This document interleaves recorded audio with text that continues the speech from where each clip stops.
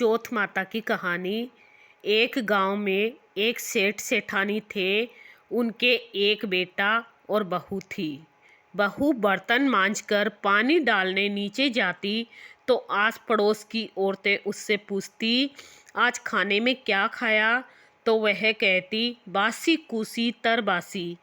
एक दिन जब वह बर्तन मांजकर पानी फेंकने गई तो रोजाना की तरह औरतों ने पूछा कि आज क्या खाया?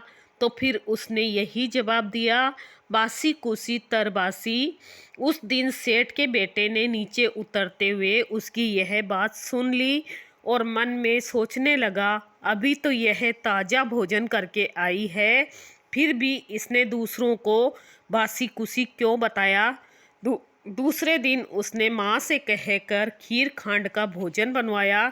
माँ, बेटा और बहू तीनों ने बड़ी प्रसन्नता से भोजन किया। बहू बर्तन मांजकर पानी को नीचे डालने गई तो पीछे पीछे उसका आदमी भी गया।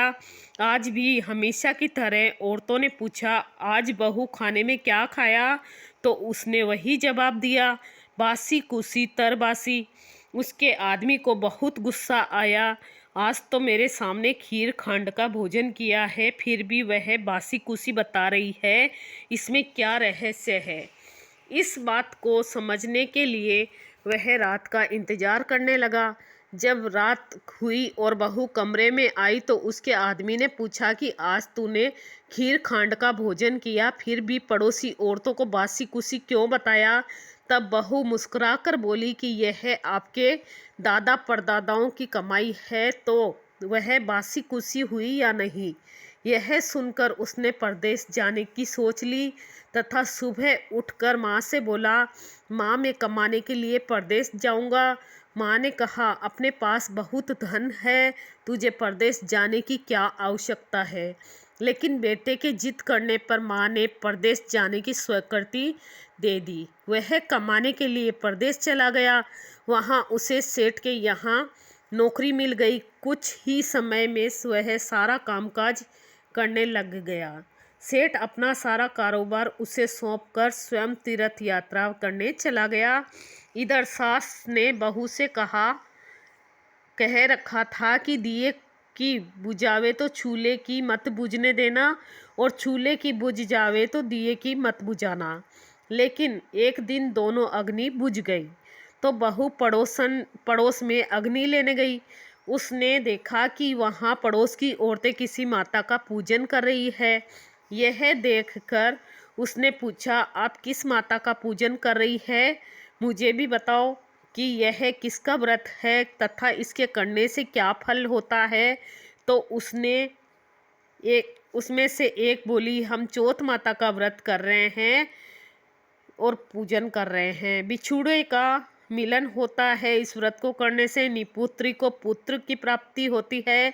इस पर बहू ने कहा कि मेरा भी पति को परदेश गए काफ़ी समय हो गया है, मैं भी चौथ माता का व्रत करना चाहती हूँ, लेकिन मेरी सास मुझे बाहर आने ही नहीं देती।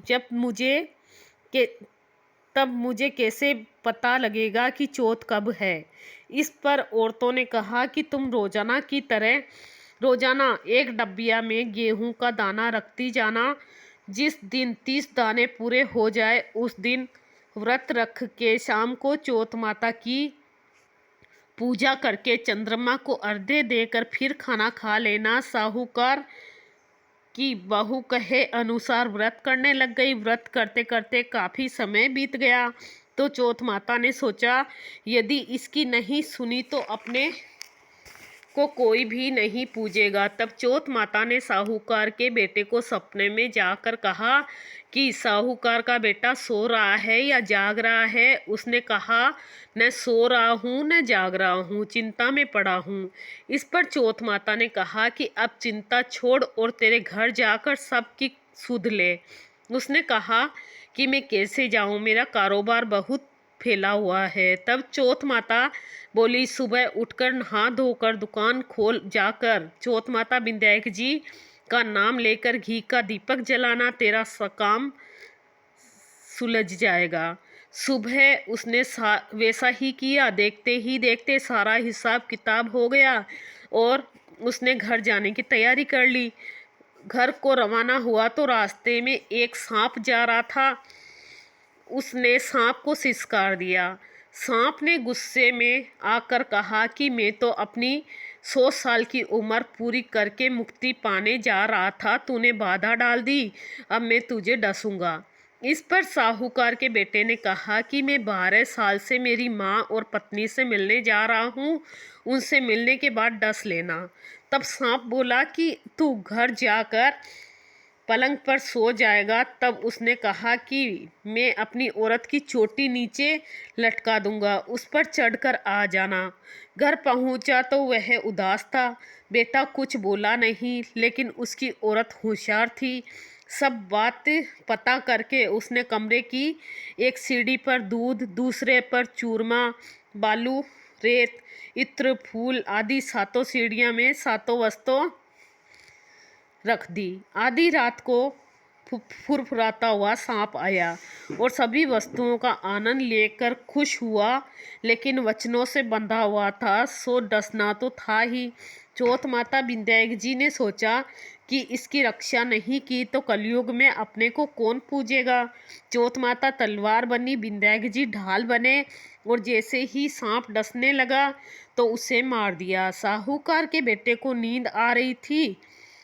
सांप के मरते ही उसने अपनी पत्नी को उठाया और चौपड़ पासे खेलने लगा। सुबह देर तक बेटा बहू उठे नहीं तो माँ ने कहा, बेटा तो थका हुआ था पर बहू क्यों नहीं उठी।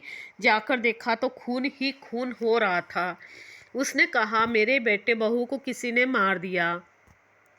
तब अंदर से बेटा बोला, माँ हमारा बेरी दुश्मन मरा है, यहाँ सफाई करवाओ, तब हम बाहर आएंगे। माँ ने वहाँ सफाई करवाई। वे बाहर आए।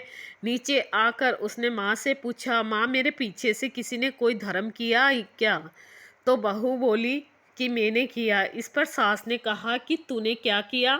तुझे मैं रोज 4 समय का खाना देती थी। बहू बोली, मैं महीने में एक चौथ का व्रत करती, सुबह का खाना पानी वाली को देती, दूसरी बार का गाय बछड़े को देती खिलाती, तीसरी बार का उठियाड़ा में गाड़ देती और तो वह चौथी बार का मैं पूजा करके चंद्रमा को अर्घ दे के फिर खाती थी।